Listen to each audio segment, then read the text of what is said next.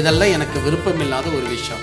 அடடே சீச்சி என்ற அர்த்தம் அல்ல, மாறாக சேச்சே இது தேவையா. அதனால சீச்சே என்கிற ஒரு விஷயம் கூட நீங்க புரிஞ்சுக்கணும். ஆண்டவர் யார்ப்பா ஒரு முறை பார்த்துனோம்பா, ஆண்டவர் யார்ப்பா ஒரு முறை பார்த்துனோம். எனக்கு பார்க்கிற ஆசையெல்லாம் கிடையாது. இது கூட உண்மையா சொல்றேன். இதெல்லாம் என்னை போல சத்தியத்துக்கு வரும்போது தான் நீங்க புரிஞ்சுக்குவீங்க.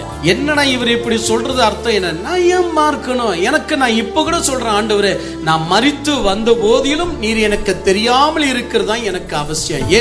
ஏன் சொன்னா, நீ எதை வரைக்கும் தெரியாமல் இருக்கிறியோ அதை வரைக்கும் நான் சத்தியத்தை தெரிஞ்சுக்க முடியும். நீ எனக்கு தெரிஞ்சிட்டா நான் சத்தியத்தை அறிவதற்கு ஸ்டாப் பண்ணிடுவேன்.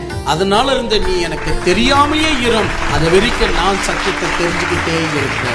புரிஞ்சா கைகளை தட்டுங்க, முடிஞ்சா நீங்களும் ஃபாலோ பண்ணுங்க.